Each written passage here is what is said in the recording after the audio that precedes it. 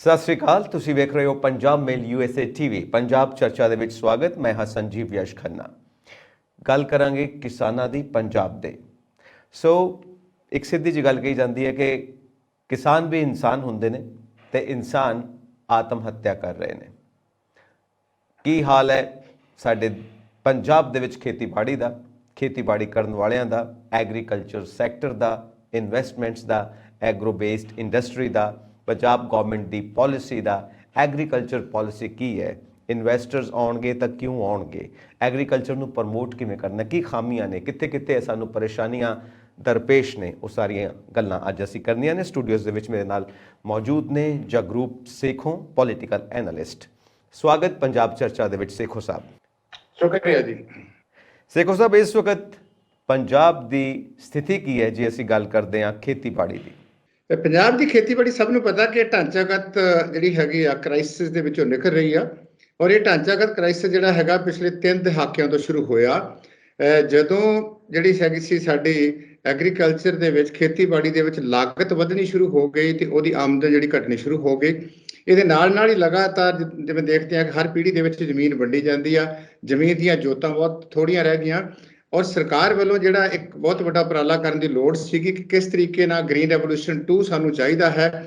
Agriculture ਜਿਹੜੀ normal agriculture ਤੋਂ ਕਿੱਦਾਂ ਡਿਵਰਸੀਫਾਈ ਕਰਕੇ ਅਸੀਂ ਐਗਰੋ ਬੇਸਡ ਇੰਡਸਟਰੀ, ਕਿਉਂਕਿ ਪੰਜਾਬ ਸੂਬਾ ਜਿਹੜਾ ਹੈ ਬਾਰਡਰ ਸਟੇਟ ਹੈਗਾ, ਇੱਥੇ ਬਹੁਤ ਵੱਡੀ ਹੈਵੀ ਇੰਡਸਟਰੀ ਲੱਗ ਨਹੀਂ ਸਕਦੀ, ਨਾ ਸਾਡੇ ਕੋਲ ਇੰਨੀ ਵੱਡੀ ਜ਼ਮੀਨ ਹੈਗੀ ਆ।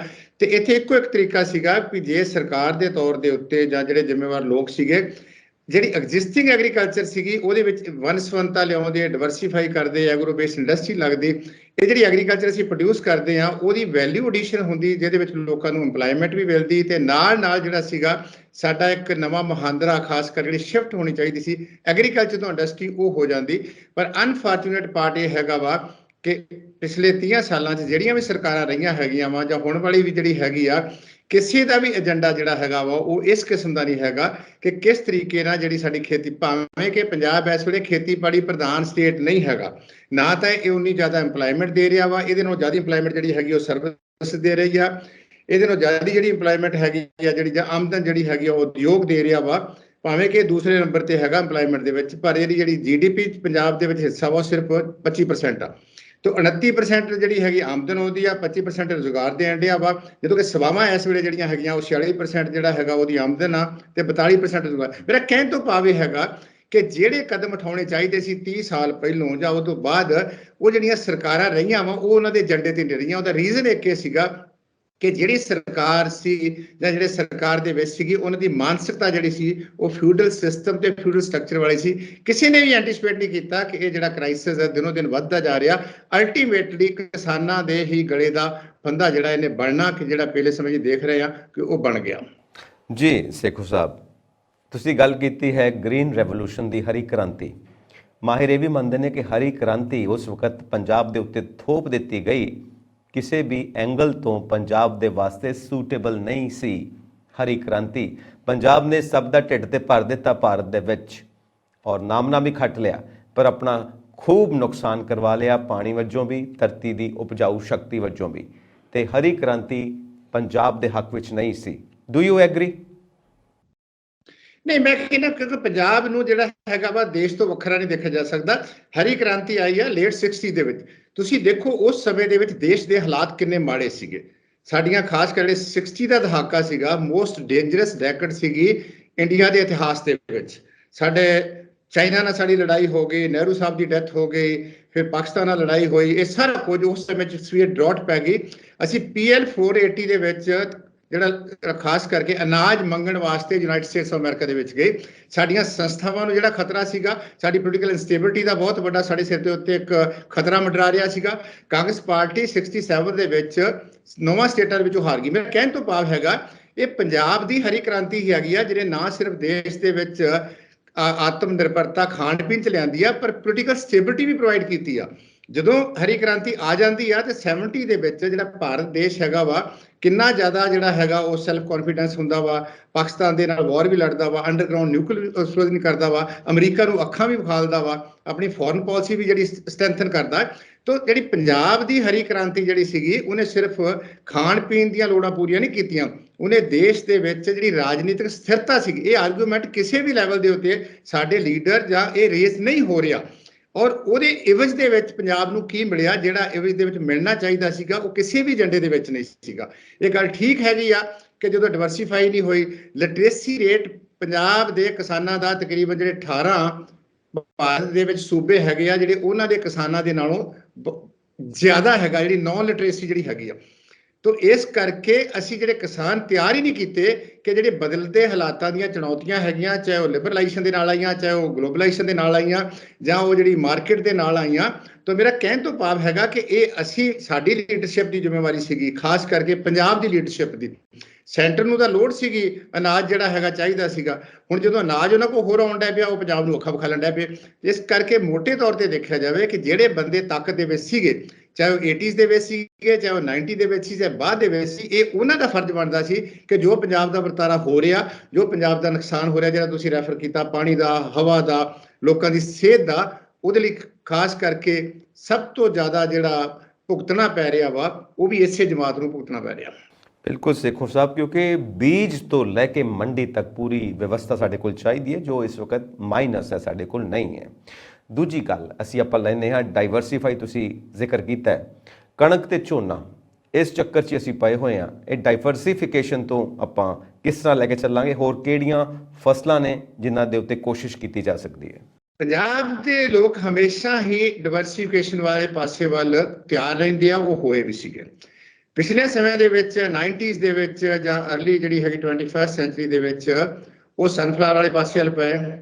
ਸਾਡੇ ਇੱਥੇ ਜਿਹੜੀਆਂ ਸੀ ਖਾਸ ਕਰਕੇ ਸ਼ੂਗਰ ਮਿਲ ਵੀ ਲਈਆਂ, ਜਿਹੜੀਆਂ ਕਿ ਨਾਨ ਫੰਕਸ਼ਨਲ ਹੋ ਗਈਆਂ। ਇਹਦੇ ਨਾਲ ਜਿਹੜਾ ਸਿਟਰਸ ਜਿਹੜਾ ਹੈਗਾ ਸੀਗਾ, ਇਹਦੀ ਖੇਤੀਬਾੜੀ ਵੀ ਕੀਤੀ। ਪਰ ਸਮੱਸਿਆ ਇਹ ਹੈਗੀ ਆ ਕਿ ਸਾਡੇ ਕੋਲ ਮਾਰਕੀਟ ਨਹੀਂ ਹੈ। ਸਮੱਸਿਆ ਸਾਡੀ ਇਹ ਹੈਗੀ ਆ ਕਿ ਸਾਡੇ ਕੋਲ ਐਗਰੋ ਬੇਸਡ ਇੰਡਸਟਰੀ ਨਹੀਂ ਹੈ।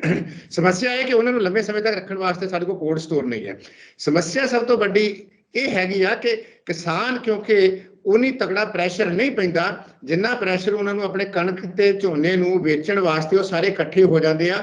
ਔਰ ਜਦੋਂ ਵੀ ਫਸਲ ਜਿਹੜੀ ਹੈਗੀ ਨਹੀਂ ਵਿਕਦੀ, ਉਹ ਇਕੱਠੇ ਹੋ ਕੇ ਕੋਈ ਤਰੀਕਾ ਅਡਾਪਟ ਕਰਕੇ ਤੇ ਜਿਹੜਾ ਸੈਂਟਰ ਗਵਰਨਮੈਂਟ ਆ, ਸਟੇਟ ਗਵਰਨਮੈਂਟ ਆ, ਉਹਦੇ ਉੱਤੇ ਪ੍ਰੈਸ਼ਰ ਪਾ ਦਿੰਦੇ ਆ। ਮੇਰਾ ਕਹਿਣ ਤੋਂ ਭਾਵ ਇਹ ਹੈਗਾ ਵਾ ਕਿ ਜੇ ਤੁਸੀਂ ਕਿਸਾਨਾਂ ਨੂੰ ਮੌਕੇ ਦਿਓ, ਜੇ ਤੁਸੀਂ ਉਹਨਾਂ ਨੂੰ ਜਿਹੜੀ ਉਹ ਉਪਜ ਜਿਹੜੀ ਹੈਗੀ ਉਹਦੇ ਵਿੱਚ ਇਨਸ਼ੋਰ ਕਰੋ ਕਿ ਜਿਹੜੀ ਇੰਪੋਰਟ ਪ੍ਰਾਈਸ ਹੈਗੀ ਆ ਜਾਂ ਮਿਨੀਮਮ ਪ੍ਰੋਕਿਉਰਮੈਂਟ ਕਿਸਾਨ ਤਿਆਰ ਬੈਠੇ ਆ। ਕਿਸਾਨਾਂ ਦੀ ਕਿਸਾਨ ਜ਼ਿਆਦਾ ਲਿਟਰੇਟ ਨਹੀਂ ਹੈ, ਕਿਸਾਨ ਦੀ ਮੰਡੀ ਤੱਕ ਜਿਹੜੀ ਇੰਨੀ ਐਕਸੈਸ ਨਹੀਂ ਹੈ, ਕਿਸਾਨ ਜਿਹੜੀ ਹੈਗੀ ਆ ਉਹ ਇਸ ਕਿਸਮ ਦਾ ਉਹਨਾਂ ਕੋਲ ਨੌਲੇਜ ਨਹੀਂ ਹੈ। ਮੈਂ ਗੱਲ ਕਹਿਣ 'ਚ ਮੈਨੂੰ ਕੋਈ ਹਰਜ ਨਹੀਂ ਗਾ। ਜਿੱਦਾਂ ਹੁਣ ਕਹਿੰਦੇ ਵੀ ਜਿੱਥੇ ਮਰਜ਼ੀ ਜਾ ਕੇ ਵੇਚ ਆਓ, ਉਹ ਕਿੱਥੇ ਜਾ ਕੇ ਵੇਚ ਆਉਣਗੇ ਕਿਉਂਕਿ ਲਿੰਕ ਨਹੀਂ ਹੈਗੇ। ਤੋ ਜੇ ਇਹ ਸਰਕਾਰਾਂ ਪੰਜਾਬ ਦੀ ਹੋਵੇ ਜਾਂ ਦੂਸਰੀ ਹੋਵੇ, ਜੇ ਇਸ ਚੱਕਰ 'ਚੋਂ ਕੱਢਣਾ, ਤੇ ਸਭ ਤੋਂ ਵੱਡੀ ਗੱਲ ਇਹ ਹੈਗੀ ਆ ਕਿ ਉਹਨਾਂ ਨੂੰ ਆਲਟਰਨੇਟਿਵ ਜਿਹੜੀ ਕ੍ਰੌਪ ਉਹ ਇਨਸ਼ੋਰ ਕਰ ਦੇਣ ਕਿ ਉਹ ਮੰਡੀ ਦੇ ਵਿੱਚ ਖਰੀਦੀ ਜਾਊਗੀ ਔਰ ਉਹਨਾਂ ਦਾ ਜਿਹੜਾ ਲਾਹੇਵੰਦਾ ਭਾਅ ਉਹਨਾਂ ਨੂੰ ਮਿਲੂਗਾ, ਉਹ ਤਿਆਰ ਹੋ ਜਾਣਗੇ। ਸੇਖੋਂ ਸਾਹਿਬ, ਮਾਹੌਲ ਨਹੀਂ ਬਦਲਿਆ, ਸਾਡਾ ਸੱਭਿਆਚਾਰ ਨਹੀਂ ਬਦਲਿਆ, ਹਜੇ ਵੀ ਉਹ ਸਰਮਾਏਦਾਰੀ ਸਿਸਟਮ ਪਿੰਡਾਂ ਦੇ ਵਿੱਚ ਚੱਲਦਾ ਹੈ। ਵੱਡੇ ਲੋਕ, ਛੋਟੇ ਲੋਕ, ਵੱਡੇ ਕਿਸਾਨ, ਛੋਟੇ ਕਿਸਾਨ, ਇੱਕ ਪਾਸੇ ਅਸੀਂ ਕੋਆਪਰੇਟਿਵ ਸੁਸਾਇਟੀ ਬਣਾ ਕੇ ਕੋਆਪਰੇਟਿਵ ਖੇਤੀਬਾੜੀ ਦੀ ਗੱਲ ਕਰਦੇ ਹਾਂ, ਤੇ ਦੂਸਰੇ ਪਾਸੇ ਸਾਡੇ ਜੋ ਇਨਹੈਰੀਟੈਂਸ ਲਾਅ ਨੇ, ਜੋ ਜੱਦੀ ਜ਼ਮੀਨ ਜਾਇਦਾਦ ਬਜ਼ੁਰਗਾਂ ਤੋਂ ਮਿਲਦੀ ਹੈ, ਉਹ ਸਾਡੇ ਕਾਨੂੰਨ ਨੇ, ਉਹ ਅੱਗੇ ਵੰਡੀ ਜਾਂਦੇ ਨੇ। ਛੋਟੇ ਛੋਟੇ ਖੇਤ ਹੋ ਗਏ, ਛੋਟੇ ਛੋਟੇ ਖੇਤਾਂ ਦੇ ਵਿੱਚ ਮਸ਼ੀਨਰੀ ਇਸਤੇਮਾਲ ਨਹੀਂ ਹੋ ਸਕਦੀ, ਔਰ ਕਿਸਾਨ ਗਰੀਬ ਹੋ ਗਿਆ, ਮਸ਼ੀਨ ਖਰੀਦ ਵੀ ਨਹੀਂ ਸਕਦਾ, ਇਸਤੇਮਾਲ ਵੀ ਨਹੀਂ ਕਰ ਸਕਦਾ। ਪੰਚਾਇਤਾਂ ਨੇ ਕਿਹਾ ਕਿ ਕੋਆਪਰੇਟਿਵ ਸੁਸਾਇਟੀਆਂ ਬਣਾ ਕੇ ਕੋਆਪਰੇਟਿਵ ਐਗਰੀਕਲਚਰ ਸ਼ੁਰੂ ਕਰਦੇ ਹਾਂ, ਸਾਂਝੀ ਮਸ਼ੀਨ, ਸਾਂਝੇ ਟਰੈਕਟਰ ਖਰੀਦ ਕੇ ਸਭ ਜਗ੍ਹਾ ਉਹ ਅਸੀਂ ਵਰਤਾਂਗੇ, ਤਾਂ ਉਹਦੇ ਨਾਲ ਅਸੀਂ ਖੇਤੀਬਾੜੀ ਵਧਾ ਸਕਦੇ ਹਾਂ। ਵੱਟਾਂ ਕਿੰਨੀਆਂ ਬਣ ਜਾਂਦੀਆਂ ਨੇ, ਕਿਉਂਕਿ ਜ਼ਮੀਨ ਵੰਡੀ ਗਈ ਤੇ ਵੱਟਾਂ ਬਣਨਗੀਆਂ। ਵੱਟਾਂ ਦੇ ਥੱਲੇ ਵੀ ਕਿੰਨੀ ਜ਼ਮੀਨ ਜ਼ਾਇਆ ਪਈ ਹੋਈ ਹੈ, ਉਹ ਵੱਟਾਂ ਹਟਾ ਦਿੱਤੀਆਂ ਜਾਣ, ਮੈਜਰਮੈਂਟ ਦੇ ਮਾਪ ਦੇ ਕੋਈ ਹੋਰ ਤਰੀਕੇ ਅਪਣਾ ਲਏ ਜਾਣ, ਕੋਆਪਰੇਟਿਵ ਸੁਸਾਇਟੀ ਬਣਾ ਕੇ ਕੋਆਪਰੇਟਿਵ ਖੇਤੀਬਾੜੀ ਕੀਤੀ ਜਾਏ। ਇਹ ਕਿੱਥੋਂ ਤੱਕ ਸੋਚ ਸਹੀ ਹੈ ਤੇ ਸਰਮਾਏਦਾਰੀ ਸਿਸਟਮ ਕਿੱਥੇ ਅੜਿੱਕਾ ਪਾਉਂਦਾ ਹੈ? ਕੋਆਪਰੇਟਿਵ ਸਿਸਟਮ ਨੂੰ ਚਲਾਉਣ ਵਾਸਤੇ ਤੁਹਾਡਾ ਉਦਾਂ ਦਾ ਸੱਭਿਆਚਾਰ ਚਾਹੀਦਾ ਹੈ, ਤੁਹਾਡਾ ਉਦਾਂ ਦਾ ਸੁਭਾਅ ਚਾਹੀਦਾ ਹੈ। ਮੇਰੇ ਖਿਆਲ ਕੋਆਪਰੇਟਿਵ ਦਾ ਇੱਕ ਨਾਅਰਾ ਹੈਗਾ, one for all, all for one. ਜਿੱਥੇ ਤੇ ਕਲੈਕਟਿਵਿਟੀ ਹੈਗੀ ਆ, ਜਿੱਥੇ ਤੁਹਾਡੀ ਦੂਸਰੇ ਦੇ ਨਾਲ ਸਾਂਝ ਹੈਗੀ ਆ। ਪਰ ਸਾਡਾ ਸਮੱਸਿਆ ਇਹ ਹੈਗੀ ਆ ਕਿ ਸਾਡਾ ਜਿਹੜਾ ਖਾਸ ਕਰਕੇ ਜਿਹੜਾ ਸਾਡੀ ਇੰਡੀਵਿਜੂਅਲਿਜ਼ਮ ਆ, ਕੋਆਪਰੇਟਿਵ ਦੇ ਵਿੱਚ ਇੰਡੀਵਿਜੂਅਲ ਦੀ ਥਾਂ ਤੇ ਵੀ ਹੋਣਾ ਚਾਹੀਦਾ, ਆਈ ਦੀ ਥਾਂ ਵੀ ਹੋਣਾ ਚਾਹੀਦਾ, ਕਾਮਨ ਪੁਸ਼ ਹੋਣਾ ਚਾਹੀਦਾ। ਪਰ ਸਾਡਾ ਸਮਾਜਿਕ ਤਾਣਾ ਬਾਣਾ ਢਾਂਚਾ, ਚਾਹੇ ਉਹ ਜਿੱਦਾਂ ਤੁਸੀਂ ਕਿਹਾ ਕਿ ਫਿਊਡਲ ਸਟਰਕਚਰ ਦਾ ਹਿੱਸਾ ਹੈ, ਹੁਣ ਫਿਊਡਲ ਤਾਂ ਬਹੁਤ ਘਟ ਰਿਹਾ, ਪਰ ਫਿਊਡਲ ਸੋਚ ਅਜੇ ਵੀ ਹੈਗੀ ਆ। ਤੁਸੀਂ ਦੇਖੋ ਸੋਚ ਨੂੰ ਕਿੱਦਾਂ ਜਿਹੜਾ ਹੈਗਾ ਇਨਫਲੇਟ ਕੀਤਾ ਗਿਆ ਕਿ ਪੰਜਾਬ ਦੇ ਵਿੱਚ ਜਿੰਨੇ ਗਾਉਣ ਵਜਾਉਣ ਵਾਲੇ, ਜਿੰਨੀ ਜਨਤਾ ਹੈਗੀ ਆ, ਜਿੰਨੇ ਗਾਣੇ ਆ, ਜਿੰਨੀਆਂ ਫਿਲਮਾਂ ਵਾ, ਉਹ ਸਾਰੀਆਂ ਕਿਤੇ ਨਾ ਕਿਤੇ ਜੱਟ ਦੀ ਜਿਹੜੀ ਹੈਗੀ ਆ ਨਾ ਡੋਮੀਨੈਂਸ ਨੂੰ ਜਿਹੜਾ ਮੈਨੀਫੈਸਟ ਕਰਦੀ ਆ। ਜਦੋਂ ਕਿ ਵੱਡੀ ਗਿਣਤੀ ਦੇ ਵਿੱਚ ਜੱਟ ਜਿਹੜੇ ਹੈਗੇ ਆ, ਜ਼ਿਮੀਂਦਾਰ ਜਿਹੜੇ ਹੈਗੇ ਆ, ਉਹ ਲੈਂਡਲੈਸ ਹੋਈ ਜਾਂਦੇ। ਲੈਂਡਲੈਸ ਜਿਹੜੇ ਕਿਸਾਨਾਂ ਦੀ ਗਿਣਤੀ ਦਿਨੋਂ ਦਿਨ ਵੱਧ ਰਹੀ ਹੈ। ਕਮਿਊਨਿਟੀ ਪਾਵਰ ਸਟਰਕਚਰ ਦੇ ਵਿੱਚ ਠੀਕ ਆ, ਡੋਮੀਨੈਂਸ ਜਦੋਂ ਜਾਂ ਲੈ ਵੈਲਿਊ ਸਿਸਟਮ ਹੁੰਦੀ ਸੀਗੀ, ਹੁਣ ਤਾਂ ਹੋਰ ਬਹੁਤ ਸਾਰੀਆਂ ਵੈਲਿਊ ਸਿਸਟਮ ਆ ਗਈਆਂ। ਮੈਂ ਕਹਿੰਦਾ ਕਿ ਪੱਕੇ ਥਾਂ ਪੱਕਾ ਸੇਵਾਦਾਰ, ਚਾਹੇ ਯੂਨੀਵਰਸਿਟੀ ਚਾਹੇ ਸਰਕਾਰੀ ਅਦਾਰੇ 'ਚ ਲੱਗਾ ਹੋਵੇ ਸੇਵਾਦਾਰ, ਉਹਦੀ ਐਕਸੈਸ ਜਿਹੜੀ ਆ 10 ਏਕੜ ਦੇ ਜਿਹੜੇ ਕਿਸਾਨ ਆ ਉਹਦੇ ਨਾਲੋਂ ਜ਼ਿਆਦਾ ਹੈਗੀ ਆ ਆਪਣੇ ਬੱਚੇ ਨੂੰ ਪੜ੍ਹਾਉਣ ਲਈ ਜਾਂ ਹੋਰ ਸਿਹਤ ਸਹੂਲਤਾਂ ਲੈਣ ਵਾਸਤੇ। ਤਾਂ ਕੋਵਿਡ ਸਿਸਟਮ ਗੱਲਾਂ ਕਰਨ ਨਾਲ ਨਹੀਂ ਬਣਦਾ, ਕੋਵਿਡ ਸਿਸਟਮ ਲਈ ਤੁਹਾਨੂੰ ਮਾਹੌਲ ਤਿਆਰ ਕਰਨਾ ਪੈਂਦਾ। ਪਿੰਡ ਦੀਆਂ ਸੱਥਾਂ 'ਚ ਬੈਠ ਕੇ ਲੋਕਾਂ 'ਚ ਭਾਈਚਾਰਾ ਕਾਇਮ ਕਰਨਾ ਪਊਗਾ। ਪਰ ਅਨਫੋਰਚੂਨੇਟ ਪਾਰਟ ਇਹ ਆ ਕਿ ਧੜੀਬੰਦੀ ਦੇ ਤੌਰ ਤੋਂ ਸਾਡੀ ਰਾਜਨੀਤੀ ਕੋਈ ਵਿਚਾਰਧਾਰਕ ਨਹੀਂ ਹੈਗੀ। ਇੱਥੇ ਤਾਂ ਇੱਕ ਧੜਾ ਵਾ ਤੇ ਦੂਸਰਾ ਧੜਾ ਵਾ, ਤੇ ਬੜੀ ਸਿੱਧੀ ਗੱਲ ਹੈ ਕਿ ਜੇ ਨਾਲ ਨਹੀਂ ਹੈਗੇ ਤੁਸੀਂ ਨਿਊਟਰਲ ਨਹੀਂ ਰਹਿ ਸਕਦੇ। ਜਾਂ ਤੁਸੀਂ ਇੱਕ ਬੰਦੇ ਦੇ ਨਾਲ ਹੋ ਜਾਂ ਉਹਦੇ ਦੁਸ਼ਮਣ ਹੋ। ਜਿੰਨਾ ਚਿਰ ਇਹ ਵਰਤਾਰਾ ਨਹੀਂ ਚੇਂਜ ਹੁੰਦਾ ਉਹਨਾਂ ਚਿਰ ਮੈਨੂੰ ਨਹੀਂ ਲੱਗਦਾ ਵੀ ਕੋਵਿਡ ਦੀਆਂ ਜਿੰਨੀਆਂ ਮਰਜ਼ੀ ਗੱਲਾਂ ਕਹੀ ਜਾਈਏ, ਸਾਡੇ ਕੋਲ ਕੋਵਿਡ ਸੁਸਾਇਟੀਆਂ ਸੀਗੀਆਂ, ਕੀ ਹਾਲ ਬਣਿਆ ਉਹਨਾਂ ਦੇ ਵਿੱਚੋਂ। ਬਿਊਰੋਕ੍ਰੇਸੀ ਨੂੰ ਕਿਸੇ ਨਾ ਕਿਸੇ ਤਰੀਕੇ ਦੇ ਨਾਲ ਪੋਲੀਟੀਕਲ ਜਿਹੜੀ ਲੀਡਰਸ਼ਿਪ ਉਹਨੂੰ ਕੰਟਰੋਲ ਕਰਨਾ ਪਊਗਾ। ਬਟ ਅਨਫੋਰਚੂਨੇਟ ਪਾਰਟ ਇਹ ਹੈ ਕਿ ਜਿਹੜੀ ਪੋਲੀਟੀਕਲ ਲੀਡਰਸ਼ਿਪ ਹੈ ਕੀ ਉਹ ਕੰਪੀਟੈਂਟ ਹੈਗੀ ਆ ਬਿਊਰੋਕ੍ਰੇਸੀ ਨੂੰ ਗਾਈਡ ਕਰਨ ਵਾਸਤੇ, ਕੀ ਉਹ ਕੰਪੀਟੈਂਟ ਹੈਗੀ ਆ ਲੋਕਾਂ ਤੋਂ ਸਲਾਹ ਲੈਣ ਵਾਸਤੇ, ਕੀ ਉਹ ਇਹ ਮੰਨ ਕੇ ਚੱਲਦੀ ਆ ਕਿ ਉਹ ਉਹੀ ਕੱਲਾ ਵਿਜ਼ਡਮ ਉਹਨਾਂ ਦੇ ਕੋਲ ਨਹੀਂ ਹੈ, ਵਿਜ਼ਡਮ ਉਹਨਾਂ ਦੇ ਕੋਲ ਹੈ ਜਿਨ੍ਹਾਂ ਨੇ ਉਹਨਾਂ ਨੂੰ ਜਿਤਾ ਕੇ ਇੱਥੇ ਭੇਜਿਆ। ਸੋ ਮੇਰਾ ਕਹਿਣ ਤੋਂ ਭਾਵ ਹੈਗਾ ਕਿ ਸਾਡਾ ਤਾਣਾ ਬਾਣਾ, ਸਾਡਾ ਢਾਂਚਾ, ਸਾਡਾ ਸਟਰਕਚਰ, ਸਾਡੀ ਸੋਚ, ਸਾਡੀਆਂ ਐਗਜ਼ਿਸਟਿੰਗ ਰਿਐਲਿਟੀਜ਼ ਬਹੁਤ ਵੱਡੀ ਰੁਕਾਵਟ ਹੈਗੀ ਆ। ਜਿਹੜੀ ਕੋਆਪਰੇਟਿਵ ਸਿਸਟਮ ਦੀ ਗੱਲ ਕਰਦੇ ਆ, ਕੋਆਪਰੇਟਿਵ ਸੋਸਾਇਟੀ ਦੀ ਗੱਲ ਕਰਦੇ ਆ, ਸਾਡੇ ਤਾਂ ਕੈਪੀਟਲਿਜ਼ਮ ਨਹੀਂ ਹੈ, ਇੱਥੇ ਤਾਂ ਕਰੋਨੀ ਆ। ਇੱਥੇ ਦਾ ਕੈਪੀਟਲਿਜ਼ਮ ਬੜੀ ਕਰੂਡ ਕਿਸਮ ਦਾ ਕੈਪੀਟਲਿਜ਼ਮ ਹੈਗਾ ਵਾ ਕਿ ਜਿਹਦੇ ਵਿੱਚ ਸੋਇਲ ਐਕਸਪਲੋਇਟੇਸ਼ਨ ਤੋਂ ਅਸੀਂ ਪ੍ਰਾਈਵੇਟ ਐਂਟਰਪ੍ਰਾਈਜ਼ਸ ਦੇਖਦੇ ਹਾਂ ਕਿ ਜਿਹੜਾ ਇੱਕੋ ਹੀ ਇੱਕ ਆਬਜੈਕਟ ਰਹਿ ਗਿਆ ਕਿ ਦਬਾਉਣਾ ਕਿੱਦਾਂ ਵਾ ਤੇ ਆਪਣਾ ਨਫਾ ਜਿਹੜਾ ਹੈਗਾ ਵਾ ਉਹਨੂੰ ਕਿਸ ਤਰੀਕੇ ਦੇ ਨਾਲ ਜਿਹੜਾ ਅਪਰੋਪਰੀਏਟ ਕਰਨਾ ਵਾ। ਤਾਂ ਇਹੀ ਹਾਲ ਜ਼ਮੀਨਾਂ ਦੇ ਵਿੱਚ ਆ। ਜ਼ਮੀਨ ਅਨਇਕੁਅਲੀ ਡਿਵਾਈਡਡ ਹੈਗੀ ਆ। ਜਿਹੜੇ ਕੋਲ ਜ਼ਮੀਨ ਜਾਇਦਾਦ ਉਹ ਆਪਣੇ ਆਪ ਨੂੰ ਖੁਦਾ ਸਮਝਦਾ ਵਾ, ਛੋਟੇ ਬੰਦੇ ਨੂੰ ਜਿਹੜਾ ਹੈਗਾ ਉਹ ਲਾਗੇ ਨਹੀਂ ਲੱਗਣ ਦੇਣ ਡਿਆ ਜਾਂ ਉਹਨੂੰ ਅਪਰੋਪਰੀਏਟ ਕਰਨਾ ਚਾਹੁੰਦਾ ਵਾ। ਤਾਂ ਜਿੰਨਾ ਚਿਰ ਸੋਚ ਨਹੀਂ ਬਦਲਦੀ, ਪਰ ਸੋਚ ਨੂੰ ਬਦਲਣ ਵਾਸਤੇ ਸਾਰਿਆਂ ਦਾ ਬਹੁਤ ਵੱਡਾ ਰੋਲ ਆ। ਉੱਥੇ ਬਾਬੇ ਦਾ ਵੀ ਰੋਲ ਹੈਗਾ, ਉੱਥੇ ਡੇਰਿਆਂ ਦਾ ਵੀ ਰੋਲ ਹੈਗਾ, ਉੱਥੇ ਸਰਕਾਰ ਦਾ ਵੀ ਰੋਲ ਹੈਗਾ ਵਾ, ਉੱਥੇ ਜਿਹੜੀਆਂ ਹੋਰ ਜਥੇਬੰਦੀਆਂ ਕਿਸਾਨਾਂ ਦੀਆਂ, ਮਜ਼ਦੂਰਾਂ ਦੀਆਂ ਜਾਂ ਟੀਚਰਾਂ ਦੀਆਂ, ਜੋ ਵੀ ਜਥੇਬੰਦੀਆਂ ਹੈਗੀਆਂ ਉਹਨਾਂ ਨੂੰ ਇੱਕ ਪਲੇਟਫਾਰਮ ਤੇ ਆ ਕੇ ਇੱਕ ਸਾਂਝਾ ਮੁਹਾਜ਼ ਖੜਾ ਕਰਨਾ ਪਊਗਾ ਇਹ ਇਸ਼ੂ ਦੇ ਉੱਤੇ, ਜਿਹਦੇ ਉੱਤੇ ਕੰਸੈਂਸਸ ਬਣਾਉਣਾ ਪਊਗਾ ਤਾਂ ਕਿ ਅਸੀਂ ਲੋਕਾਂ ਨੂੰ ਉਸ ਲਈ ਤਿਆਰ ਕਰ ਸਕੀਏ, ਉਹਨਾਂ ਦੇ ਬਾਰੇ ਬੈਨੀਫਿਟ ਦੱਸ ਸਕੀਏ ਕਿ ਜੇ ਇੱਕ ਬੰਦਾ ਸਿਕਿਉਰ, ਸਾਰੇ ਸਿਕਿਉਰ ਹੋਣਗੇ ਤੇ ਵਨ ਵੀ ਸਿਕਿਉਰ ਹੋਊਗਾ। ਇਹਦੇ ਹਰ ਬੰਦਾ ਜਿਹੜਾ ਹੈਗਾ ਉਹ ਆਪਣੀ ਗੱਲ ਕਰਦਾ, ਮੈਂ ਦੀ ਗੱਲ ਕਰਦਾ, ਆਪਣੇ ਆਪ ਨੂੰ ਸਾਹਮਣੇ ਰੱਖਦਾ। ਤੇ ਇਹੋ ਜਿਹੇ ਮਾਹੌਲ ਦੇ ਵਿੱਚ ਚਾਹੇ ਉਹ ਖੇਤੀਬਾੜੀ ਆ, ਚਾਹੇ ਉਹ ਇੰਡਸਟਰੀ ਆ, ਚਾਹੇ ਕੋਈ ਵੀ ਚੀਜ਼ ਹੋਰ ਹੈਗੀ ਆ, ਚਾਹੇ ਪਿੰਡ ਦੀ ਪੰਚਾਇਤ ਹੈਗੀ ਆ ਜਾਂ ਕੋਆਪਰੇਟਿਵ ਸੁਸਾਇਟੀ ਆ, ਇਸੇ ਕਰਕੇ ਉਹ ਸਾਰੀਆਂ ਜਿਹੜੀਆਂ ਇਹਨਾਂ ਮੁਸੀਬਤਾਂ ਦਾ, ਮੁਸ਼ਕਲਾਂ ਦਾ ਜਿਹੜਾ ਸ਼ਿਕਾਰ ਬਣੀਆਂ ਪਈਆਂ। ਲੋਕ ਖੇਤੀ ਛੱਡਦੇ ਪਏ ਨੇ, ਜ਼ਮੀਨਾਂ ਵੇਚ ਕੇ ਬਾਹਰ ਜਾਂਦੇ ਪਏ ਨੇ। ਪ੍ਰੋਪਰਟੀ ਡੀਲਰਸ, ਲੈਂਡ ਡਿਵੈਲਪਰਸ ਉਹਨਾਂ ਦੀਆਂ ਜ਼ਮੀਨਾਂ ਖਰੀਦ ਕੇ ਕਲੋਨੀਆਂ ਬਣਾਉਂਦੇ ਪਏ ਨੇ। ਸੋ ਖੇਤੀਬਾੜੀ ਦਾ ਜੋ ਇਹ ਹਾਲ ਹੈ ਤੇ ਅੱਗੇ ਜਾ ਕੇ ਫੂਡ ਪ੍ਰੋਬਲਮ ਖੜੀ ਹੋ ਸਕਦੀ ਹੈ। ਵੱਡੇ ਵੱਡੇ ਘਰ ਬਣਾ ਰਹੇ ਆ ਤੇ ਐਕਸਪਰਟ ਕਹਿੰਦੇ ਨੇ ਕਿ ਸਾਨੂੰ ਫਲੈਟ ਸਿਸਟਮ ਵੱਲ ਜਾਣਾ ਚਾਹੀਦਾ ਕਿ ਜ਼ਮੀਨ ਜ਼ਾਇਆ ਨਾ ਹੋਵੇ। ਤਾਂ ਜ਼ਮੀਨ ਨੂੰ ਸੰਭਾਲ ਕੇ ਰੱਖੋ ਕਿਉਂਕਿ ਜ਼ਮੀਨ ਤਾਂ ਉਨੀ ਹੋਈ ਹੈ ਨਾ, ਪਬਲਿਕ ਵੱਧਦੀ ਜਾ ਰਹੀ ਹੈ, ਇਸ ਕਰਕੇ ਜ਼ਮੀਨ ਦੀ ਸਹੀ ਵਰਤੋਂ ਹੋਣੀ ਚਾਹੀਦੀ ਹੈ। ਇਹ ਵੀ ਐਕਸਪਰਟ ਕਹਿ ਰਹੇ ਨੇ। ਪਰ ਅਸੀਂ ਆਪਣੀ ਮਨਮਾਨੀ, ਜਿਸ ਤਰ੍ਹਾਂ ਆਪਾਂ ਪਹਿਲਾਂ ਗੱਲ ਕੀਤੀ, ਸਰਮਾਏਦਾਰਾ ਸਿਸਟਮ, ਅਸੀਂ ਆਪਣੇ ਆਪ ਨੂੰ ਵੱਡਾ ਖਵਾਉਣਾ ਹੈ, ਅਸੀਂ ਆਪਣੇ ਆਪ ਨੂੰ ਵੱਡਾ ਦਿਖਾਉਣਾ ਹੈ, ਦਿਖਾਵੇ ਨੇ ਸਾਨੂੰ ਮਾਰ ਲਿਆ। ਨਾਲ ਅਸੀਂ ਕਹਿੰਦੇ ਹਾਂ ਕਿ ਸਾਡੇ ਕੋਲ ਪਾਲਿਸੀ ਕੀ ਹੈ, ਸਰਕਾਰਾਂ ਦੀ ਪੋਲੀਟੀਕਲ ਵਿਲ ਚਾਹੀਦੀ ਹੈ। ਹੁਣ ਵਿਲ ਤਾਂ ਜ਼ਰੂਰੀ ਹੈ ਤਾਂ ਹੀ ਜੇ ਉਹਨਾਂ ਕੋਲ ਕੋਈ ਪਾਲਿਸੀ ਹੋਵੇ। ਤੁਸੀਂ ਕਿਹਾ ਕਿ ਪਿਛਲੇ 3 ਦਹਾਕਿਆਂ ਤੋਂ ਲਗਭਗ 30 ਸਾਲ ਤੋਂ ਕੋਈ ਐਸੀ ਐਗਰੀਕਲਚਰ ਪਾਲਿਸੀ ਸਾਹਮਣੇ ਨਹੀਂ ਆਈ ਜਿਹੜੀ ਵਧੀਆ ਰਿਜ਼ਲਟ ਦੇ ਸਕੇ। ਆਪਾਂ ਇਹ ਕਹਾਂਗੇ ਕਿ ਜੋ ਹੋਣਾ ਸੀ ਹੋ ਗਿਆ। ਜੇ ਸਾਨੂੰ ਇੱਕ ਮਜ਼ਬੂਤ ਦੇਸ਼ ਨਹੀਂ ਮਿਲਿਆ ਤਾਂ ਸਾਡਾ ਇਹ ਫਰਜ਼ ਬਣਦਾ ਹੈ ਕਿ ਅਸੀਂ ਆਪ ਆਪਣੇ ਦੇਸ਼ ਨੂੰ ਮਜ਼ਬੂਤ ਬਣਾਈਏ। ਜੋ ਬਜ਼ੁਰਗਾਂ ਨੇ ਗਲਤੀਆਂ ਕੀਤੀਆਂ, ਅੱਜ ਅਸੀਂ ਆਪਣੀਆਂ ਉਹ ਗਲਤੀਆਂ ਨਾ ਦੁਹਰਾਈਏ। ਅੱਜ ਦੀ ਡੇਟ ਦੇ ਵਿੱਚ ਪੰਜਾਬ ਸਰਕਾਰ ਕੋਲ ਇਹ ਕਿਹੜੀ ਪਾਲਿਸੀ ਹੈ ਐਗਰੀਕਲਚਰ ਦੀ ਤੇ ਐਗਰੋ ਬੇਸਡ ਇੰਡਸਟਰੀ ਦੀ, ਤਾਂ ਕਿ ਇਨਵੈਸਟਰਸ ਇੰਟਰਸਟਿਡ ਹੋ ਸਕਣ, ਪੈਸਾ ਲਗਾਉਣ ਪੰਜਾਬ ਦੀ ਧਰਤੀ ਦੇ ਉੱਤੇ? ਦੇਖੋ, ਕਿਸੇ ਵੀ ਇਹ ਸਰਕਾਰ ਕਹਿ ਰਹੀ ਜੁਲਾਈ ਤੱਕ ਐਗਰੀਕਲਚਰ ਦੀ ਕੰਪਰੀਹੈਂਸਿਵ ਪਾਲਿਸੀ ਲਿਆਵਾਂਗੇ, ਬਹੁਤ ਚੰਗੀ ਗੱਲ ਹੈ। ਸਾਨੂੰ ਜੁਲਾਈ ਤੱਕ ਵੇਟ ਵੀ ਇਹ ਪਾਲਿਸੀ ਲੈ ਕੇ ਆਉਗੀ। ਪਾਲਿਸੀ ਬਣਾਉਣ ਦੇ ਨਾਲ ਬਹੁਤਾ ਜਿਹੜਾ ਹੈਗਾ ਫਰਕ, ਥੋੜਾ ਬਹੁਤਾ ਫਰਕ ਪੈਂਦਾ, ਪਰ ਸਾਡੇ ਜਿਹੜੇ ਗਰਾਊਂਡ ਦੇ ਹਾਲਾਤ ਹੈਗੇ ਆ, ਤੁਸੀਂ ਇਨਵੈਸਟਮੈਂਟ ਦੀ ਗੱਲ ਕੀਤੀ, ਜਿਨ੍ਹਾਂ ਹਾਲਾਤਾਂ 'ਚ ਪੰਜਾਬ ਇਸ ਵੇਲੇ ਗੁਜ਼ਰ ਰਿਹਾ ਹੈ, ਚਾਹੇ ਉਹ ਲਾ ਐਂਡ ਆਰਡਰ ਦਾ ਮਸਲਾ ਹੋਵੇ, ਚਾਹੇ ਆ ਪਿਛਲੇ ਸਮੇਂ ਦੇ ਵਿੱਚ ਜਿਸ ਕਿਸਮ ਦਾ ਜਿਹੜਾ ਉੱਥੇ ਪੰਜਾਬ ਬਾਰੇ ਜਿਹੜੀਆਂ ਗੱਲਾਂ ਬਾਤਾਂ ਉੱਠੀਆਂ ਉਹ ਹੋਵੇ, ਜਾਂ ਇਹਦੇ ਨਾਲ ਜਿਸ ਕਿਸਮ ਦੇ ਤੌਖਲੇ ਬਾਹਰ ਬੈਠੇ ਜਿਹੜੇ ਇਨਵੈਸਟਰਸ ਹੈਗੇ ਆ, ਖਾਸ ਕਰਕੇ ਮੋਟੇ ਤੌਰ ਤੇ ਇਹ ਆਮ ਗੱਲ ਸੁਣਨ ਦੇ ਵਿੱਚ ਮਿਲਦੀ ਹੈ ਕਿ ਪੰਜਾਬ 'ਚ ਪਤਾ ਨਹੀਂ ਕਿਹੜੇ ਵੇਲੇ ਹੜਤਾਲ ਹੋ ਜਾਣੀਆਂ, ਕਿਹੜੇ ਵੇਲੇ ਸੜਕਾਂ ਬੰਦ ਹੋ ਜਾਣੀਆਂ ਵਾ, ਕਿਹੜੇ ਵੇਲੇ ਜਿਹੜਾ ਹੈਗਾ ਵਾ ਉਹ ਕੋਈ ਮੁੱਦਾ ਖੜਾ ਹੋ ਜਾਣਾ ਵਾ। ਜਿੰਨਾ ਚਿਰ ਇਹ ਤੌਖਲੇ ਦੂਰ ਨਹੀਂ ਕੀਤੇ ਜਾਂਦੇ, ਕੱਲੀ ਪਾਲਿਸੀ ਕੋਈ ਹੈਲਪ ਨਹੀਂ ਕਰੂਗੀ। ਜਾਂ ਜਿਹੜੇ ਵੀ ਇੱਥੇ ਲੋਕ ਆਉਣਗੇ ਫਿਰ ਉਹਨੇ ਖੁੱਲ ਦਿਲ ਦੇ ਨਾਲ, ਕਹਿਣ ਤੋਂ ਭਾਵ ਹੈਗਾ ਕਿ ਸਰਕਾਰ ਨੂੰ ਲੋਕਾਂ ਨੂੰ ਕੌਨਫੀਡੈਂਸ ਲੈ ਕੇ, ਇੰਸਟੈਡ ਆਫ ਉਹ ਕਹੇ ਕਿ ਸਾਰਾ ਕੁਝ ਬਾਹਰੋਂ ਆਣ ਕੇ ਹੋਊਗਾ, ਪੁਰਾਣੀਆਂ ਕੋਆਪਰੇਟਿਵ ਸੁਸਾਇਟੀਆਂ ਜਿਹੜੀਆਂ ਉਹਨਾਂ ਨੂੰ ਰਿਵਾਈਵ ਕਰ ਦਿੱਤਾ ਜਾਵੇ। ਸਾਡੇ ਕੋਲ ਕੋਆਪਰੇਟਿਵ ਸ਼ੂਗਰ ਮਿਲਸ ਹੈਗੀਆਂ ਵਾ, ਉਹਨਾਂ ਨੂੰ ਹੋਰ ਸਟਰੈਂਥਨ ਕਰ ਦਿੱਤਾ ਜਾਵੇ। ਪਿੰਡਾਂ ਦੀਆਂ ਪੰਚਾਇਤਾਂ ਦੇ ਵਿੱਚ ਜਿਸ ਕਿਸਮ ਦੀ ਪਿਛਲੇ ਸਮੇਂ ਦੇ ਵਿੱਚ ਦਖਲਅੰਦਾਜ਼ੀ ਪੋਲੀਟੀਕਲ ਹੁੰਦੀ ਸੀ, ਐਮਐਲਏ ਦੇ ਤੌਰ ਤੇ, ਮੰਤਰੀਆਂ ਦੇ ਤੌਰ ਤੇ, ਉਹਨੂੰ ਬੰਦ ਕਰਕੇ ਲੱਖ ਸਵਾ ਲੱਖ ਜਿਹੜਾ ਯੰਗ ਪੜ੍ਹਿਆ ਲਿਖਿਆ ਬੱਚਾ ਹੈਗਾ ਉਹਨਾਂ ਨੂੰ ਪੰਚਾਇਤਾਂ ਦੇ ਵਿੱਚ ਸਟੇਕ ਹੋਲਡਰ ਬਣਾ ਦੇਣ। ਸਾਨੂੰ ਥੱਲੜੇ ਪਾਸੇ ਨੂੰ ਜਿਹੜਾ ਇਹ ਮਾਹੌਲ ਸਿਰਜਣਾ ਪਊਗਾ,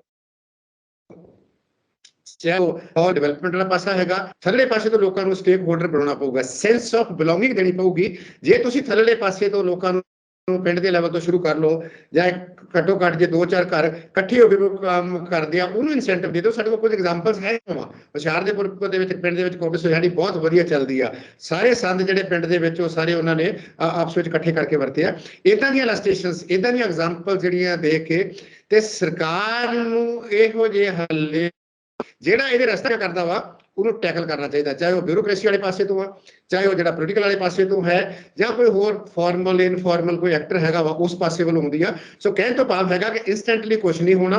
ਪੰਜਾਬ ਵੈਸੇ ਹੀ ਬਹੁਤ ਵੱਡਾ ਢਾਂਚਾਗਤ ਸਮੱਸਿਆ ਦੇ ਵਿੱਚ ਆ, ਕਰਜ਼ੇ ਵਾਲਾ ਪਾਸਾ ਹੈਗਾ, ਸਾਡਾ ਹਾਈ ਐਕਸਪੈਕਟੇਸ਼ਨਸ ਹੈਗੀਆਂ, ਕੈਪੇਬਿਲਿਟੀ ਨਹੀਂ ਹੈਗੀ। ਮੋਟੇ ਤੌਰ ਤੇ ਪੰਜਾਬ 'ਚ ਨੌਜਵਾਨ ਕੋਈ ਰਹਿਣਾ ਨਹੀਂ ਚਾਹੁੰਦਾ। ਜੇ ਨੌਜਵਾਨ ਰਹਿਣਾ ਚਾਹੁੰਦਾ ਵਾ ਤੇ ਉਹਨੂੰ ਇਹੋ ਜਿਹੇ ਹਾਲਾਤ ਵੇਖ ਕੇ ਕਰਕੇ ਉੱਥੋਂ ਰਹਿਣ ਦੀ ਇਸ ਕਰਕੇ ਵੈਕਿਊਮ 'ਚ ਕੁਝ ਨਹੀਂ ਹੋਊਗਾ। ਮੇਰਾ ਕਹਿਣ ਤੋਂ ਭਾਵ ਹੈ ਕਿ ਗਰਾਊਂਡ ਤੋਂ ਅਸੀਂ ਸ਼ੁਰੂ ਕਰ ਲਈਏ। ਸਰਕਾਰ ਨੂੰ ਚਾਹੀਦਾ ਹੈ ਕਿ ਪਿੰਡਾਂ ਤੋਂ ਸ਼ੁਰੂ ਕਰ ਲਵੇ ਜਾਂ ਕਸਬਿਆਂ ਤੋਂ ਸ਼ੁਰੂ ਕਰ ਲਵੇ, ਜਿੱਥੋਂ ਵੀ ਸ਼ੁਰੂ ਕਰਨਾ।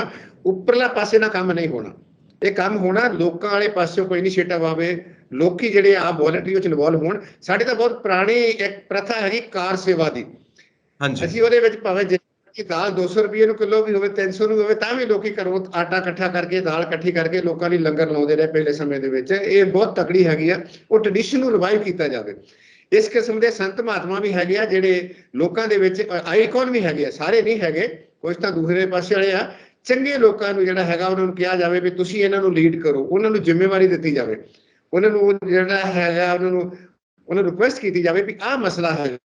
ਇੱਕ ਚੀਜ਼ ਸਾਹਮਣੇ ਆਉਂਦੀ ਹੈ ਕਿ ਅਸੀਂ ਅਕਸਰ ਤਰੱਕੀ ਦੇ ਨਾਂ ਦੇ ਉੱਤੇ ਨਾ ਵਿਦੇਸ਼ਾਂ ਦੀ ਨਕਲ ਕਰਨ ਲੱਗ ਪੈਂਦੇ ਹਾਂ ਕਿ ਸ਼ਾਇਦ ਤਾਂ ਹੀ ਤਰੱਕੀ ਹੋ ਸਕਦੀ ਹੈ, ਪਰ ਮਾਹਿਰ ਕਹਿੰਦੇ ਨੇ ਕਿ ਉਹ ਇੱਕ ਖਤਰਨਾਕ ਸਟੈਪ ਹੋ ਸਕਦਾ ਹੈ ਪੰਜਾਬ ਵਾਸਤੇ ਵੀ, ਤੇ ਪੰਜਾਬ ਦੇ ਉਸ ਸਟੈਪ ਕਰਕੇ ਬਾਕੀਆਂ 'ਤੇ ਵੀ ਮਾੜਾ ਅਸਰ ਪੈ ਸਕਦਾ ਹੈ। ਕਿਉਂਕਿ ਸਾਨੂੰ ਚਾਹੀਦਾ ਹੈ ਕਿ ਜਿਹੜੇ ਸਾਡੇ ਪੁਰਾਤਨ ਤਰੀਕੇ ਨੇ ਖੇਤੀਬਾੜੀ ਕਰਨ ਦੇ, ਉਹਨਾਂ ਨੂੰ ਵੀ ਰਿਵਾਈਵ ਕਰੀਏ, ਉਹਨਾਂ ਨੂੰ ਵੀ ਵੇਖੀਏ, ਤਾਂ ਉਹਨਾਂ ਦੇ ਮੁਤਾਬਿਕ ਅਸੀਂ ਨਵੀਂ ਟੈਕਨੋਲੋਜੀ ਲੈ ਕੇ ਆਈਏ, ਉਹਨਾਂ ਨੂੰ ਲੈ ਕੇ ਅਸੀਂ ਇੱਕ ਨਵਾਂ ਢਾਂਚਾ ਬਣਾਈਏ ਖੇਤੀਬਾੜੀ ਕਰਨ ਦਾ, ਜੋ ਪੁਰਾਤਨ ਤੇ ਨਵੇਂ ਢੰਗਾਂ ਨੂੰ ਮਿਲਾ ਕੇ ਅਸੀਂ ਚਲਾਈਏ, ਕਿਉਂਕਿ ਉਹੀ ਸਾਡੀ ਮਾਨਸਿਕਤਾ ਨੂੰ ਵੀ ਸੂਟ ਕਰਦਾ, ਸਾਡੇ ਸੱਭਿਆਚਾਰ ਨੂੰ ਵੀ ਸੂਟ ਕਰਦਾ।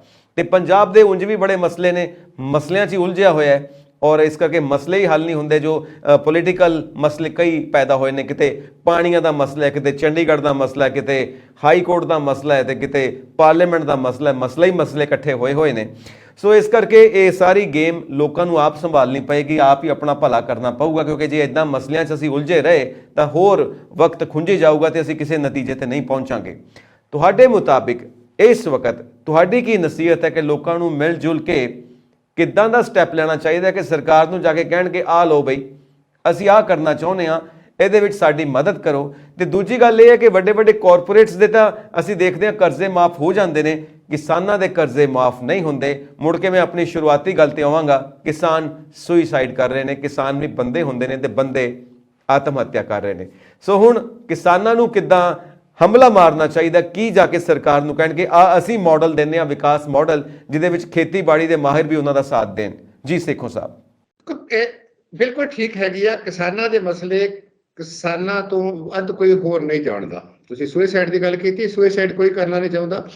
ਅਸੀਂ ਦੇਖਿਆ ਕਿ ਬਿਮਾਰ ਹੁੰਦੇ ਆ, ਲੂਲੇ ਲੰਗੜੇ ਲੋਕ ਹੁੰਦੇ ਆ, ਸਭ ਕੁਝ ਹੁੰਦੇ ਆ, ਪਰ ਮਰਨਾ ਕੋਈ ਨਹੀਂ ਚਾਹੁੰਦਾ। ਇਹ ਗੱਲ ਸਰਕਾਰ ਕਿਉਂ ਸਮਝ ਨਹੀਂ ਆਉਂਦੀ ਵੀ ਜਿਹੜਾ ਉਹ ਕਿਸਾਨ ਜਿਹੜਾ ਇੰਨਾ ਹਾਰਡ ਵਰਕ ਕਰਦਾ, ਉਸ ਕਰਕੇ ਉਹ ਕਿਸਾਨੀ ਜਿਹਨੇ ਦੇਸ਼ ਦੀ ਆਜ਼ਾਦੀ ਦੇ ਵਿੱਚ ਜਾਂ ਇਹ ਤੋਂ ਪਹਿਲਾਂ ਜਿਹੜੇ ਬਹੁਤ ਜ਼ਾਲਮ ਹਾਕਮ ਸੀਗੇ ਉਹਨਾਂ ਦੇ ਖਿਲਾਫ ਕੌਣ ਲੜਿਆ ਸੀਗਾ? ਕਿਸਾਨ ਹੀ ਲੜਦੇ ਸੀਗੇ। ਤੇ ਇਹ ਜਿਹੜਾ ਸਫ਼ਰ ਹੈਗਾ ਵਾ ਜਜ਼ਬੇ ਦਾ, ਲੜਾਈ ਦਾ, ਤੇ ਉਹ ਤੋਂ ਆਣ ਕੇ ਹੈਲਪਲੈਸ ਜਿਹੜੀ ਹੁੰਦੀ ਆ, ਸੁਇਸਾਈਡ ਉਦੋਂ ਕਰਦੇ ਆ ਜਦੋਂ ਸਾਰੇ ਪਾਸੇ ਹੈਲਪਲੈਸ ਹੋ ਜਾਂਦੀ ਆ, ਉਹ ਆਈਸੋਲੇਟ ਹੋ ਜਾਂਦਾ, ਏਲੀਏਨੇਟ ਹੋ ਜਾਂਦਾ, ਸੈਂਸ ਆਫ ਬਿਲੋਂਗਿੰਗ ਖਤਮ ਹੋ ਜਾਂਦੀ ਆ ਕਿ ਮੇਰਾ ਇੱਥੇ ਕੁਝ ਨਹੀਂ ਹੈ, ਕਿਉਂ ਇਦਾਂ ਹੋਇਆ? ਇਹ ਜਿਹੜਾ ਸਾਡਾ ਜਿਹੜਾ ਗਰੋਥ ਦਾ, ਜਿਹਨੂੰ ਆਪਾਂ ਡਿਵੈਲਪਮੈਂਟ ਕਹਿੰਦੇ, ਅਸੀਂ ਆਪਣੇ ਟਰਮ ਦੇ ਵਿੱਚ ਉਹਨੂੰ ਗਰੋਥ ਮੰਨਦੇ ਹਾਂ। ਡਿਵੈਲਪਮੈਂਟ ਹੋਈ ਨਹੀਂ। ਡਿਵੈਲਪਮੈਂਟ ਉਦੋਂ ਹੁੰਦੀ ਹੈ ਜਦੋਂ ਮਨੁੱਖ ਸਿਆਣੇ ਹੋਣ। ਡਿਵੈਲਪਮੈਂਟ ਉਦੋਂ ਹੁੰਦੀ ਹੈ ਜਿਹੜੀਆਂ ਸੰਸਥਾਵਾਂ ਜਿਹੜੀਆਂ ਇੰਸਟੀਟਿਊਸ਼ਨਲਾਈਜ਼ ਹੋ ਜਾਣ। ਡਿਵੈਲਪਮੈਂਟ ਉਦੋਂ ਹੁੰਦੀ ਆ ਕਿ ਜਦੋਂ ਜਿਹੜਾ ਤੁਹਾਡਾ ਲੋਕੀ ਜਿਹੜੇ ਹੈਗੇ ਛੋਟੀਆਂ ਛੋਟੀਆਂ ਗੱਲਾਂ ਦੇ ਉੱਤੇ ਨਾ ਲਾਣ। ਸਾਡੇ ਗਰੋਥ ਹੀ ਗਰੋਥ ਹੋਆ। ਐਗਰੀਕਲਚਰ ਦੀ ਵੀ ਗਰੋਥ ਹੋਈ ਸੀ, ਸੜਕਾਂ ਦੀ ਵੀ ਗਰੋਥ ਹੋਈ ਆ, ਇਹ ਪੜ੍ਹਾਈ ਦੀ ਵੀ ਗਰੋਥ ਹੋਈ ਆ। ਇਹ ਇੰਨੀਆਂ ਇੰਸਟੀਟਿਊਸ਼ਨ ਖੁੱਲ੍ਹ ਗਈਆਂ, ਡਿਗਰੀਆਂ ਮਿਲ ਗਈਆਂ, ਪਰ ਅਕਲ ਵਾਲਾ ਪਾਸਾ ਉਹਦੇ ਵਿੱਚ ਜਾਂ ਵਿਜ਼ਡਮ ਵਾਲਾ ਪਾਸਾ ਉਹ ਪਾਰਟ ਉਹਦੇ ਵਿੱਚ ਕਾਫੀ ਹੱਦ ਤੱਕ ਮਿਸਿੰਗ ਆ। ਕਿਸਾਨ ਖਾਸ ਕਰਕੇ ਜਥੇਬੰਦੀਆਂ ਦੇ ਲੀਡਰ, ਮੈਂ ਸਾਰਿਆਂ ਦੀ ਗੱਲ ਨਹੀਂ ਕਰਦਾ, ਉਹ ਬਹੁਤ ਸਿੰਸੀਅਰ ਆ। ਤੁਹਾਨੂੰ ਪਤਾ ਹੋਣਾ ਪਹਿਲੇ ਸਮੇਂ ਦੇ ਵਿੱਚ ਕਿਸਾਨ ਜਥੇਬੰਦੀਆਂ ਨੇ ਹੀ ਜਿਹੜਾ ਬਾਬੇ ਨਾਨਕ ਨੇ ਉਸ ਸਮੇਂ 'ਚ ਕਿਹਾ ਸੀਗਾ, ਪਵਨ ਗੁਰੂ ਹੈ ਪਾਣੀ ਪਿਤਾ ਮਾਤਾ, ਕਿੰਨੇ ਸਾਲ ਪਹਿਲੋਂ ਇਹ ਗੱਲ ਕਹੀ ਸੀਗੀ। ਇਹ ਹੁਣ ਕਿਸਾਨ ਜਥੇਬੰਦੀਆਂ ਨੇ ਜਿਹੜਾ ਇਹ ਮਸਲਾ ਰੇਜ਼ ਕੀਤਾ ਵੀ ਅਸੀਂ ਪਾਣੀ ਦੇ ਮਸਲੇ 'ਚ, ਤੁਸੀਂ ਦੇਖਣਾ ਜੀਰਾ ਫੈਕਟਰੀ ਦੇ ਵਿੱਚ ਪੋਲਿਊਸ਼ਨ ਹੋ ਰਿਹਾ ਸੀ, ਅਸਲ ਦੇ ਵਿੱਚ ਕਿਸਾਨ ਜਥੇਬੰਦੀਆਂ ਦੇ ਵਿੱਚ ਯੰਗ ਲੋਕ ਆ ਗਏ ਆ, ਜਿਹੜੇ ਪੜ੍ਹੇ ਲਿਖੇ ਵੀ ਆ, ਜਿਹੜੇ ਅਵੇਅਰ ਵੀ ਆ, ਕੌਨਸ਼ੀਅਸਨੈਸ ਦਾ ਲੈਵਲ ਇਨਕਰੀਜ਼ ਹੋਇਆ।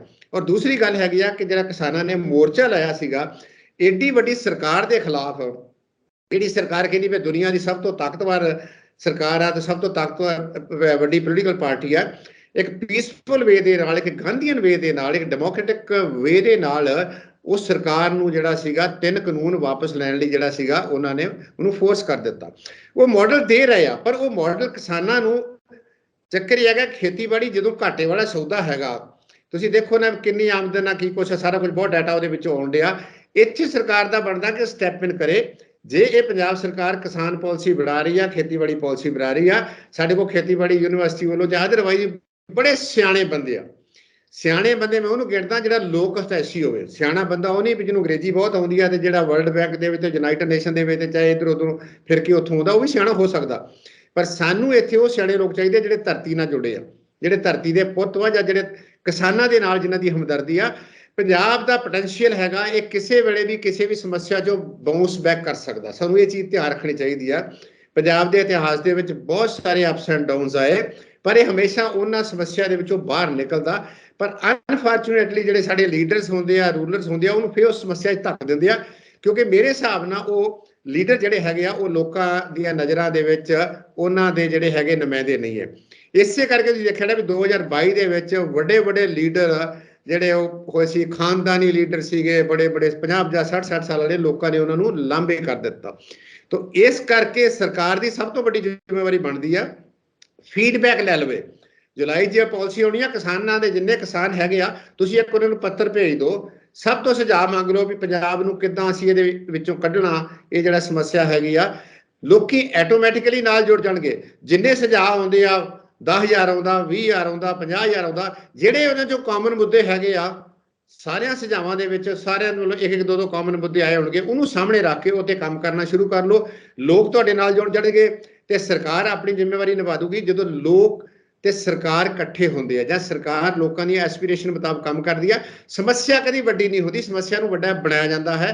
ਤੇ ਮੈਨੂੰ ਲੱਗਦਾ ਕਿ ਇਹ ਸਮੱਸਿਆ ਦਾ ਹੱਲ ਵੀ ਜਿਹੜਾ ਕੱਢਿਆ ਜਾਊਗਾ, ਉਹ ਸਮੱਸਿਆ ਦਾ ਹੱਲ ਵੀ ਲੱਭ ਜਾਊਗਾ, ਬਸ਼ਰਤੇ ਕਿ ਸਰਕਾਰ, ਕਿਉਂਕਿ ਸਰਕਾਰ ਦੀ ਇਹ ਜ਼ਿੰਮੇਵਾਰੀ ਹੈਗੀ ਆ ਕਿ ਉਹ ਆਪਣੇ ਲੋਕਾਂ ਨੂੰ, ਜਿਹੜੇ ਸਟੇਕ ਹੋਲਡਰਸ ਹੈਗੇ ਆ, ਉਹਨਾਂ ਨੂੰ ਨਾਲ ਲੈ ਕੇ ਜਿਹੜੀ ਇਨਵੈਸਟਮੈਂਟ ਕਰਨੀ ਆ। ਕਾਰਪੋਰੇਟ ਨੇ ਜਿਹੜੇ ਭਗਵੰਤ ਮਾਨ ਹੋਣੀ ਜਰਮਨੀ ਤੋਂ, ਇਟਲੀ ਤੋਂ ਲੈ ਰਹੇ, ਉਹਨਾਂ ਦਾ ਕੰਮ ਗਰੀਡ ਹੈਗਾ। ਜਿਹੜੇ ਵੱਡੀਆਂ ਵੱਡੀਆਂ ਕਾਰਪੋਰੇਸ਼ਨਸ ਹੈਗੀਆਂ ਵਾ ਜਾਂ ਵੱਡੀਆਂ ਵੱਡੀਆਂ ਕੰਪਨੀਆਂ ਵਾ, ਉਹ ਇੱਥੇ ਕੋਈ ਚੈਰਿਟੀ ਕਰਨ ਨਹੀਂ ਆਉਣਾ ਉਹਨਾਂ ਨੇ ਇਹਦਾ ਲਹੂ ਪੀਣ ਵਾਸਤੇ ਆਉਣਾ ਵਾ। ਔਰ ਇਸ ਕਰਕੇ ਕੋਸ਼ਿਸ਼ ਇਹ ਹੋਣੀ ਚਾਹੀਦੀ ਹੈ ਕਿ ਲੋਕਾਂ ਨੂੰ ਸਟੇਕ ਹੋਲਡਰ ਬਣਾ ਕੇ ਉਹਨਾਂ ਦੀ ਇਨਵੋਲਵਮੈਂਟ ਦੇ ਨਾਲ ਜਿਹੜੇ ਲੋਕ ਇੱਥੇ ਆਉਣਾ ਚਾਹੁੰਦੇ ਆ, ਏਜੰਡਾ ਕਲੀਅਰ ਕਰਕੇ, ਭਾਈ ਸਾਡਾ ਏਜੰਡਾ ਵਾ, ਤੁਸੀਂ ਆਪਣਾ ਪ੍ਰੋਫਿਟ ਰੱਖੋ ਉਹਦੇ ਵਿੱਚੋਂ ਜਿੰਨਾ ਬਣਦਾ ਵਾ, ਪਰ ਅਸੀਂ ਪੰਜਾਬ ਨੂੰ ਰੰਗਲਾ ਪੰਜਾਬ ਬਣਾਉਣਾ ਵਾ। ਰੰਗਲਾ ਪੰਜਾਬ ਬਣਾਉਣ ਵਾਸਤੇ ਸਾਡੇ ਜਿਹੜੇ ਸਾਰੇ ਸਟੇਕ ਹੋਲਡਰਸ ਆ, ਉਹਨਾਂ ਦੀਆਂ ਆਹ ਸੁਜੈਸ਼ਨਸ ਹੈਗੀਆਂ। ਜੇ ਤੁਸੀਂ ਉਸ ਫਰੇਮਵਰਕ ਫਿੱਟ ਬਹਿੰਦੇ ਹੋ, ਯੂ ਆਰ ਵੈਲਕਮ। ਬਿਲਕੁਲ ਠੀਕ ਹੈ। ਔਰ ਨਾਲ ਜਿਹੜੇ ਪੜ੍ਹੇ ਲਿਖੇ ਕਿਸਾਨ ਨੇ, ਨਵੇਂ ਮੁੰਡੇ ਜਿਹੜੇ ਯੂਨੀਵਰਸਿਟੀਆਂ ਤੋਂ, ਐਗਰੀਕਲਚਰ ਯੂਨੀਵਰਸਿਟੀਆਂ ਤੋਂ ਪੜ੍ਹ ਕੇ ਆ ਰਹੇ ਨੇ, ਉਹ ਵੀ ਇਸ ਫੀਲਡ ਦੇ ਵਿੱਚ ਕੰਮ ਕਰਨ, ਕ੍ਰਾਂਤੀ ਲਿਆਉਣ ਤੇ ਲੋਕਾਂ ਨੂੰ ਜਾਗਰੂਕ ਕਰਨ। ਇਹ ਉਹਨਾਂ ਦਾ ਸਭ ਤੋਂ ਵੱਡਾ ਫਰਜ਼ ਬਣਦਾ ਹੈ, ਕਿਉਂਕਿ ਆਉਣ ਵਾਲੀ ਖੇਤੀਬਾੜੀ ਦੀ ਸਥਿਤੀ ਉਹਨਾਂ ਦੇ ਮੋਢਿਆਂ ਦੇ ਉੱਤੇ ਨਿਰਭਰ ਕਰਦੀ ਹੈ ਕਿ ਉਹ ਕਿੱਦਾਂ ਇਸ ਸਾਰੇ ਸੈਕਟਰ ਨੂੰ ਆਪਣੇ ਮੋਢਿਆਂ ਤੇ ਲੈ ਕੇ ਅੱਗੇ ਤੱਕ ਵਧਦੇ ਨੇ ਔਰ ਦੁਨੀਆ ਦਾ ਮੁਕਾਬਲਾ ਕਰਦੇ ਨੇ। ਇੱਕ ਆਖਰੀ ਸਵਾਲ ਜਾਂਦੇ ਜਾਂਦੇ ਸਿੱਖੋ ਸਾਹਿਬ, ਆਰਗੈਨਿਕ खेती होनी चाहिए है या कैमिकल बेस्ड खेती होनी चाहिए है? ये हमेशा ही चर्चा का विषय बनया रहिंदा है। एक किसान बैठे हुए सी बापू जी और वड्डा सैमीनार चलदा पिया सी ते बड़े ध्यान नाल सुनदे पे ने। कुछ एक लोग मुंडे खुंडे उत्ते बैठे कहंदे देखो बापू भी आया, बापू भी सुनदा पिया बड़े गौर नाल, चलो बापू नाल गल करिए। बापू जी की समझ आया तुहानू ये वड्डे वड्डे जिहड़े लैक्चरस हुंदे पे ने? कहंदा पता नहीं पुੱਤ की वड्डियां वड्डियां गल्लां करी जांदे ने, मैं तां एक सिद्धी पद्धरी गल जाणदा, जे तुहाडी फसल ने दवाई खाधी है तो तुहानू भी दवाई खानी पैनी है, मतलब तुसी भी सेहतमंद नहीं रह सकते। तो गल उत्थे आ गई, ऑर्गैनिक फार्मिंग चाहिए है या कैमिकल बेस्ड फार्मिंग चाहिए है? ये फाइनल तुहाडे वर्ड्स चाहिए ने सेखो साहब। ਦੇਸ਼ ਦੀ ਅਨਾਜ ਦੇ ਵਿੱਚ ਨਿਰਭਰਤਾ ਦੇ ਨਾਲ ਸਾਡੀ ਪੋਲੀਟੀਕਲ ਸਟੇਬਿਲਿਟੀ ਹੈ।